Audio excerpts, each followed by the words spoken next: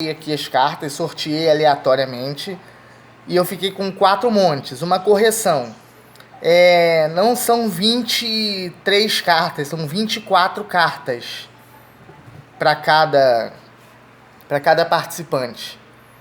Tem 23 aqui, mais as 4 maracás, que cada um começa com uma, numa partida para 4 participantes.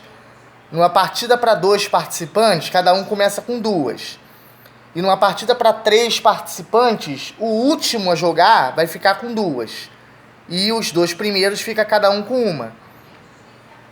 Então, como eu vou simular uma partida para 4 participantes, cada um começa com uma carta maracá. E cada monte desse daqui tem 23 cartas. Então, vamos lá pro jogo. Como eu disse no vídeo anterior, eu redigi esse roteiro aqui para eu tentar seguir as principais situações de jogo. Eu vou tentei anotar, né, as principais, por exemplo, as situações de combate entre guerreiros contra guerreiros. Então vou seguir esse roteiro aqui o máximo que eu conseguir. Então vamos lá. Vamos a ordem das ações de jogada. Então, primeiramente, como os Malawak são os primeiros a jogarem, o jogador já tem que botar aqui em cima da primeira casa da Henk. Mas que droga! Pronto, consegui. Tem que colocar em cima da primeira casa da Henk o primeiro pino de marcação de rodada. Para marcar que essa é a primeira rodada do jogo. Quando passar depois para os Marebuias, para os Maçores, para os Malaicanos e voltar nos Malawakes, aí o jogador pega o segundo pino e bota na casa. Aí a mesma coisa, aí vai ser a segunda rodada. Aí na segunda rodada é a vez dele, aí depois os Marebuias, os Maçores, os Malaicanos. Aí chegou nele outra vez, terceiro pino, até o quinto pino se esgotar. Acabam as 5 rodadas, acaba o jogo.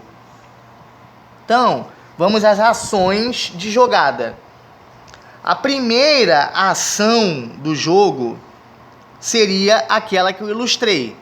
Embaralhar esses tiles aqui de valoração pontual dos insumos e da valoração que os insumos irão assumir na partida. Eu já fiz isso, a primeira ação foi essa. A partir daí, a segunda ação de jogo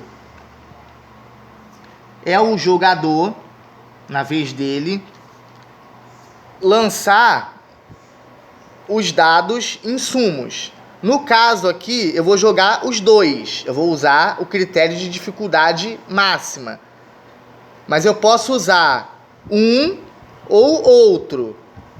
Eu posso utilizar o dado que tem as 2 faces, coringa, do cacique, e as 4 faces, cada um de um insumo, que é o nível mais fácil do jogo. Eu posso usar o dado com a face do cacique de um lado e a face de omissão, cadê? Essa, a face em branco de omissão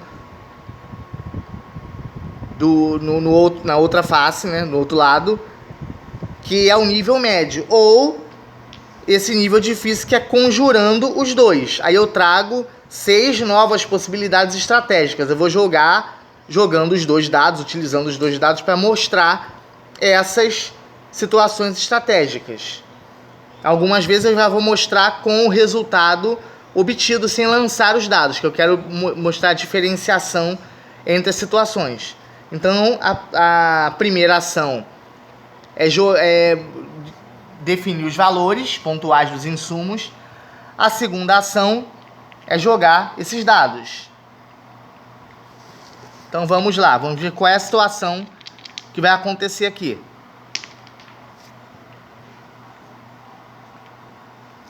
No caso aqui, eu tirei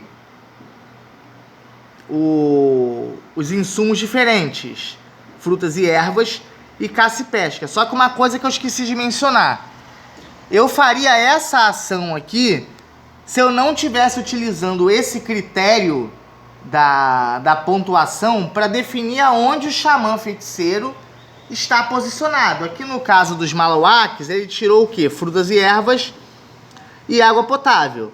Se não estivesse utilizando esse critério, o jogador é que teria que mover o xamã feiticeiro ou para frutas e ervas ou para água potável. Seria critério de escolha dele. Como aqui eu estou utilizando esse critério, o xamã feiticeiro já está imunizando o frutas e ervas. Ele já está posicionado sobre a casa frutas e ervas. Então esse lançamento aqui, utilizando esse critério, essa ação não vai ser executada na primeira rodada, apenas na segunda rodada em diante. Eu só lancei para ilustrar. Aí eu pulo para a terceira ação. Como ele já está posicionado no frutas e ervas, então eu pulo para a terceira ação, que é definir a quantidade de tentativas de combate. O jogador ele vai ter 5 a 10 tentativas de combate que serão marcadas com essas fichas aqui, sobre essa faixa de borda do tabuleiro. Então vamos ver quantas tentativas de combate os Malawakes irão conseguir. 8. No caso, ele conseguiu 8 tentativas de combate. Então, o jogador ele vai posicionar, utilizar essas fichas, e ele irá posicionar 8 fichas. 8 fichas. 1, 2, 3, 4, 5, 6, 7, 8. As outras duas ficam de fora. Ele vai posicionar 8 fichas sobre essa faixa de borda para marcar as tentativas.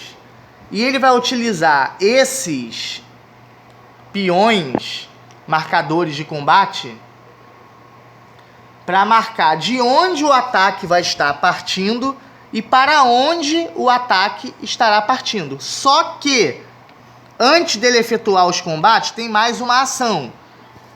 O xamã feiticeiro dos Malawakes, ele irá autorizar que sumos sacerdotes saiam para as batalhas? Se sim, se for da vontade do jogador, que sim, que possivelmente será, ele terá que ativar o amuleto de guerra e escolher qual de 2, no máximo 2 dessa rodada, qual de 2 sumos sacerdotes, dos 4, né, que ele tem disponíveis dos insumos, qual 1 ou 2, que ele pode optar só por 1, ou ele pode optar por máximo 2. Qual dos sumos sacerdotes ele levará para os combates, para as batalhas. Aí digamos que ele escolha o sumo sacerdote do milho e cereais, do caça e pesca, e o do milho e cereais. Então ele levou os sumos sacerdotes do caça e pesca e o sumo sacerdote do milho e cereais para as batalhas. Ele terá que posicioná-los apenas nos entrepostos referentes ao insumo. Ele não pode posicionar, por exemplo, o sumo sacerdote do caça e pesca num entreposto de água potável ou de frutas e ervas, ou de milho e cereais. O sumo sacerdote do insumo tem que ser posicionado nos entrepostos referentes ao insumo. Em seguida, ele inativa o amuleto de guerra para bloquear os outros 2. Aqueles outros 2 sumos sacerdotes não foram autorizados pelo xamã feiticeiro a irem para as batalhas, apenas esses outros 2 aqui, do caça e pesca e do milho e cereais. Então ele terá 8 tentativas de combate. Mais uma coisa que eu esqueci de mencionar aqui. Eu posicionei nas casas entrepostos a quantidade exata de mínimo de guerreiros que tem que ter protegendo. 5. Mães. O jogador, jogadores, né, estrategicamente, eles posicionarão mais guerreiros naquelas casas que não estiverem imunizadas pelo xamã feiticeiro. Aqui no caso dos Malawaks, o xamã feiticeiro está imunizando frutas e ervas. Então esses entrepostos aqui, frutas e ervas, nessa rodada eles estão imunizados. Então eles poderiam ter aqui o mínimo como tem, 5. Mas os demais não estão imunizados. Então alguns poderiam ter mais e outros ter menos. Aí vai depender da estratégia do jogador. Então vamos seguir aqui. Ele conseguiu 8 tentativas de combate. E ele pode atacar qualquer casa de qualquer uma das 3 etnias. Lembrando que, se ele for atacar, por exemplo, os Maçores, ele tem que se ater que o xamã feiticeiro dos Maçores está imunizando milho e cereais. Então, casas de milho e cereais dos Maçores, da etnia Maçore, os guerreiros da etnia Malawak não podem atacar. Se ele for atacar os entrepostos da etnia Marebuias, ele tem que se ater que o xamã feiticeiro da etnia Marebuia está imunizando o insumo água potável. Então, os entrepostos de água potável da etnia Marebuia, os Malawaks não podem atacar. Assim são os malaicanos. Se ele for atacar os malaicanos, ele tem que se ater que o xamã feiticeiro está imunizando o milho e cereais da etnia malaicanos. Então, as casas dos entrepostos, né, do milho e cereais, os Malawaks não poderão atacar. E digamos que ele queira atacar desta casa aqui, água potável, para a etnia Maçore, lembrando que não pode atacar o insumo milho e cereais, quer dizer, milho e cereais está imunizado pelos Maçores. Então os malaicanos, eu errei aqui, os malaicanos estão imunizando o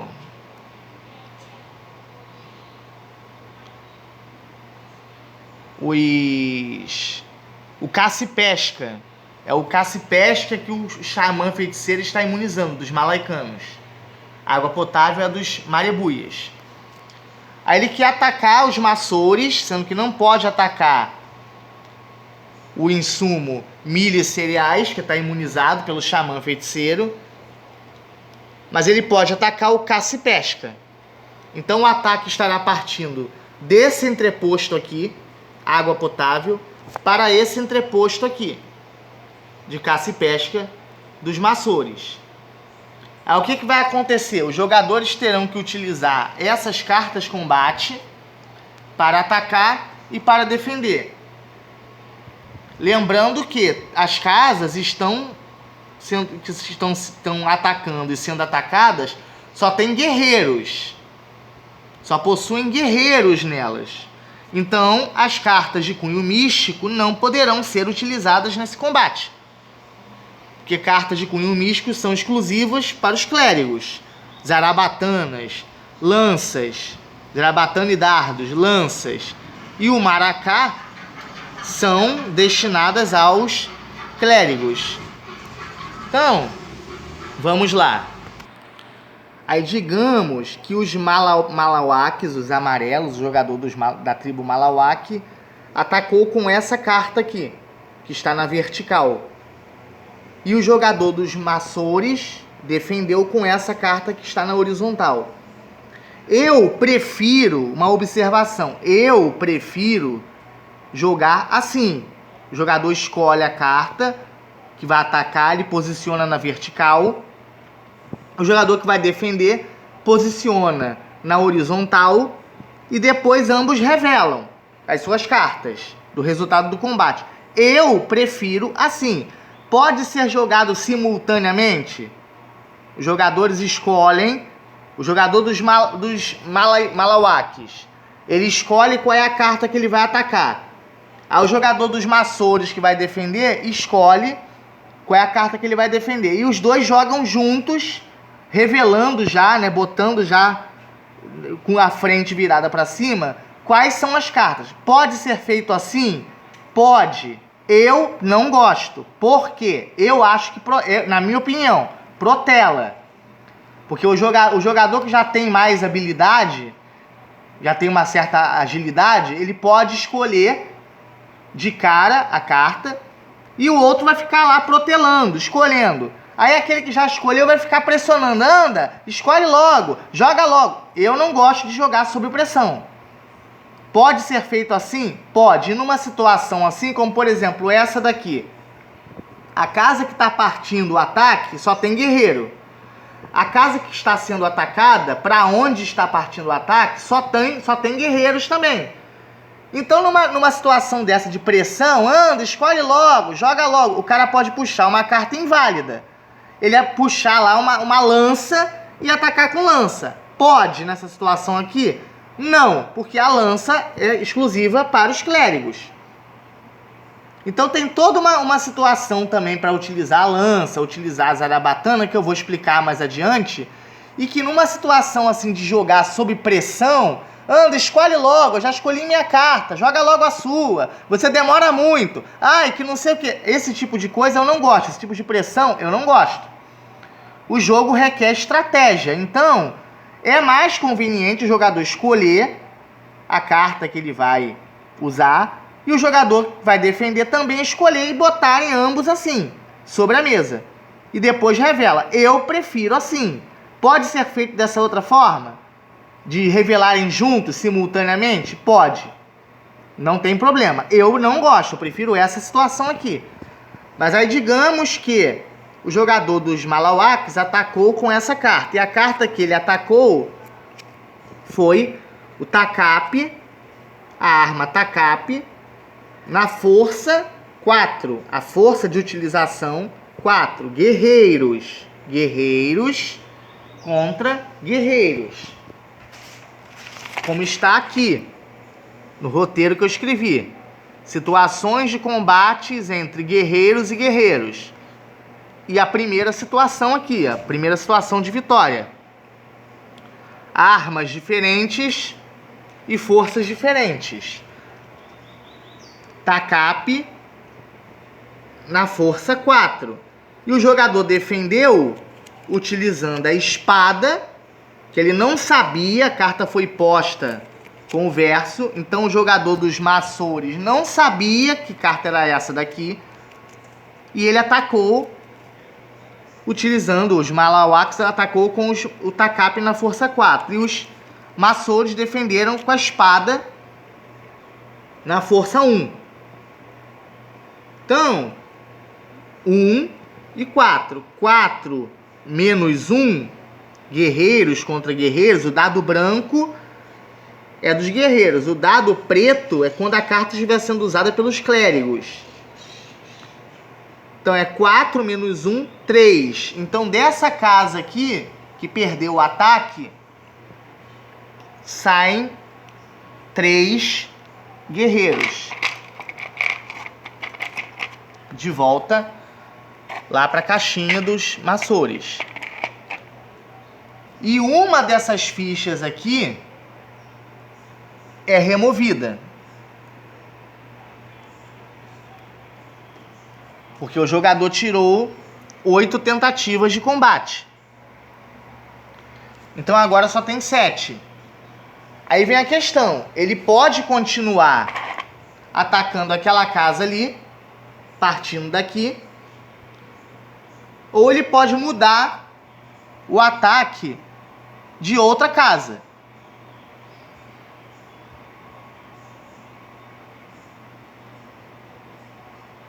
Então eu vou simular agora a segunda circunstância aqui no roteiro. Armas iguais e forças diferentes, que é a segunda situação de vitória. E só para lembrar, essas cartas que já foram utilizadas, elas vão para um monte de descarte, que mais tarde, no virar da rodada, quando a vez voltar para os Malawaks, eu vou explicar sobre esse monte de descartes de cartas que já foram utilizadas. Aí digamos que ele tenha mantido a casa de ataque e para a casa para onde está sendo atacada. Porque ele removeu 3 guerreiros, então ficaram 2 ali. Ele ainda tem 7 tentativas. Então, admitamos que a carta que ele utilizou para atacar, que eu estou demonstrando, a carta de ataque eu posiciono na vertical, a carta de defesa na horizontal. Se eu botar ambas na vertical ou ambas na horizontal, eu não sei quem é quem. A menos que eu utilize aquele critério que eu falei, de jogarem juntos simultaneamente, o ataque e a defesa. Aí pode ser ambos na horizontal ou ambos na vertical, não importa. Só que eu não gosto desse método. Eu, particularmente, não gosto. Eu prefiro assim. Aí o jogador que atacou utilizou martelo. Martelo na força 6. 6. Guerreiros, dado branco. Guerreiros contra guerreiros. E o jogador que defendeu também utilizou o martelo. A arma de defesa também foi o martelo, só que foi na força 5. Martelo 5, martelo 6, martelo 5. Que é o que eu botei aqui, ó. A segunda situação. Armas iguais nas forças diferentes, que é a segunda situação de vitória do combate. Como aqui 5, 6 menos 5 dá 1, então nessa tentativa ele só removeu aqui um guerreiro. Mas o jogador da tribo dos Malawakes ainda não conquistou aquele insumo ali. E mais uma ficha tentativa é removida da faixa de borda. Agora ele só tem mais 6 tentativas para conquistar pelo menos aquela carta ali. Ainda não conquistou porque ainda tem um guerreiro. Esse peão não é guerreiro, esse peão é o marcador de ataque, de combate. Aqui é da onde está partindo o ataque, e aqui é para onde está partindo o ataque. E essas cartas que foram utilizadas, foi o que eu falei, elas vão para um monte de descarte. E vamos para a terceira tentativa de ataque da tribo dos Malawakes.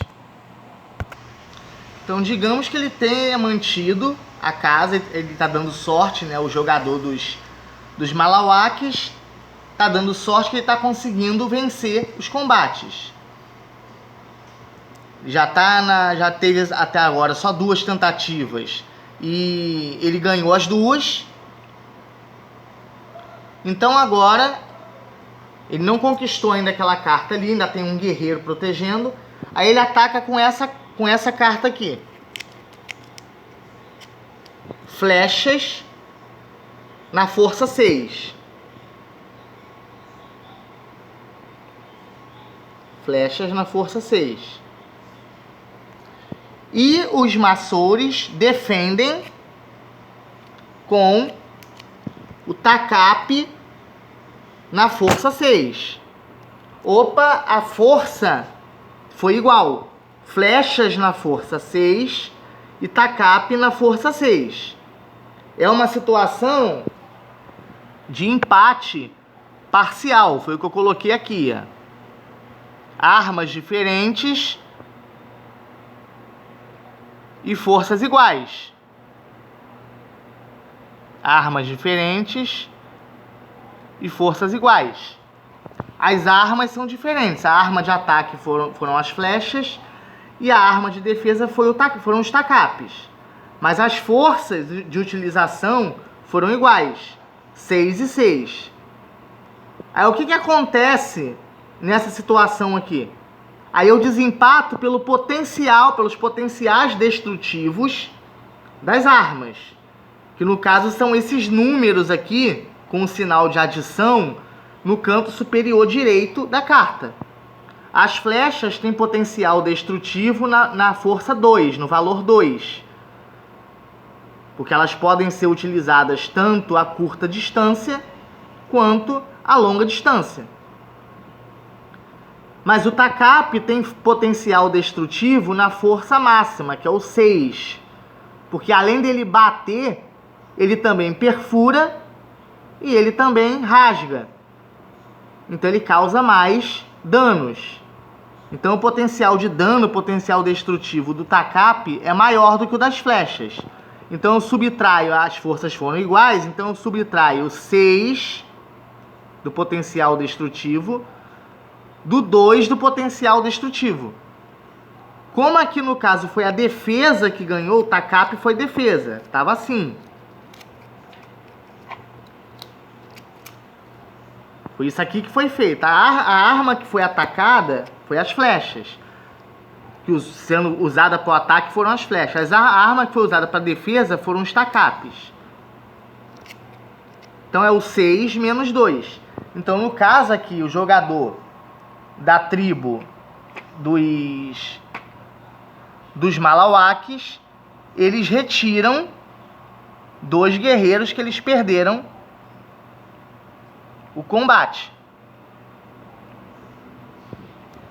6 menos 2. 6 menos 2, 4. Não, tira mais 1. Tira 4. Perdeu logo 4. Ficou 1 a 1 ali. 6 menos 2, 4. Dos 5 guerreiros que tinham nessa casa, 4 dançaram. 4 foram feridos em batalha. Então ficou 1 a 1. Ficou 1 a 1. E essas cartas aqui, como eu havia dito antes, elas irão, todas as cartas que forem utilizadas em combate, elas irão para o monte de descarte. E mais uma ficha marcadora de tentativas é eliminada da faixa de borda. Então agora os Malawakes, o jogador dos Malawakes, ele só tem mais 5 tentativas de combate. Então o que ele pode fazer aqui? Como ficou só um guerreiro ali daquela casa, ele pode mudar a casa de ataque.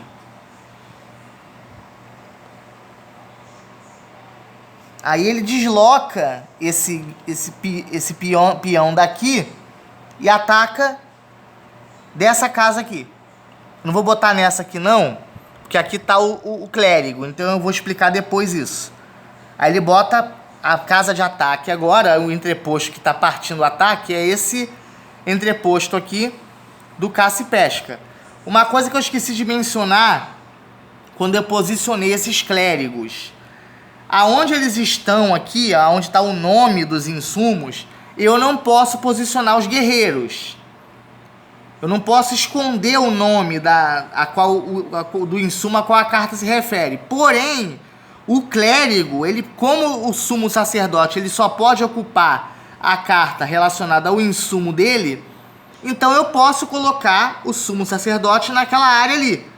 Porque, por exemplo, aqui, o sumo sacerdote do caça e pesca está sobre o nome, mas o nome é caça e pesca. O nome do insumo é caça e pesca. Então o clérigo ele já faz referência ao nome do insumo da carta.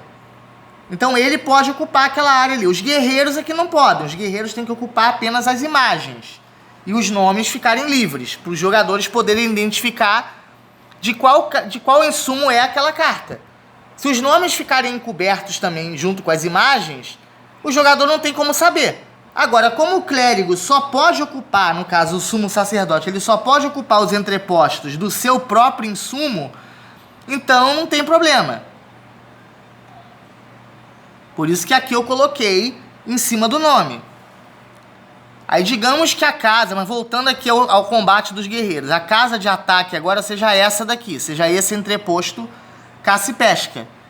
Tem 5 guerreiros contra um ali daquela casa que ele está tentando conquistar também caça e pesca. Lembrando que o insumo que está sendo imunizado é o milho e cereais. Então caça e pesca pode ser atacado. Então vamos lá. Aí digamos que o ataque partindo daqui para ali, o combate tenha sido assim. O resultado foi esse. Lembrando aquilo que eu já falei, podem ser jogadas juntas? Pode. Eu não gosto, eu prefiro assim. O ataque foi com a carta machado na força 3. A defesa foi machado também na força 3. Armas iguais, machados e machados, nas forças iguais. A mesma força, as mesmas armas utilizadas nas mesmas forças. Que é o que eu coloquei aqui. Que é a situação de empate total. Armas iguais nas forças iguais. Força de utilização iguais. Nessa situação aqui, o combate se anula. Ninguém ganha, ninguém perde. E o atacante não perde uma ficha de tentativa de combate. Ele não perde guerreiros do entreposto dele. O atacado também não perde guerreiros. E o atacante não perde a ficha de tentativa de combate. Não elimina a ficha. O combate foi anulado. E essas cartas, elas irão para o monte de descarte. O jogador, ele pode, no caso ali, ele tinha 5 tentativas. Se ele tivesse ganho ou tivesse perdido o combate, ele eliminaria mais uma ficha dali e ficariam 4. Como o combate se anulou por causa do empate total, forças iguais, as armas iguais na força de utilização igual, também 3, machado 3, machado 3, então o combate se anulou. Então ele não perde ficha de tentativa de combate, não perde guerreiro, não ganha a carta, não tem guerreiro ferido e também não perde a ficha de tentativa. Então, ficou tudo na mesma. Aí admitamos novamente, a casa de ataque é essa e a casa de sendo atacada é essa daqui. E o resultado do combate foi a carta que os Malawakes, o jogador que representa a tribo dos Malawakes, usou para atacar, foi o machado na força 6, força de utilização 6, machado, as armas, na força 6. E o jogador dos Maçores defendeu com a espada, as espadas, os guerreiros usaram a espada, na força 2. 6 menos 2, 4. Como ali não tem 4 guerreiros, só tem 1, então os Maçores, eles perdem esse entreposto de caça e pesca. O jogador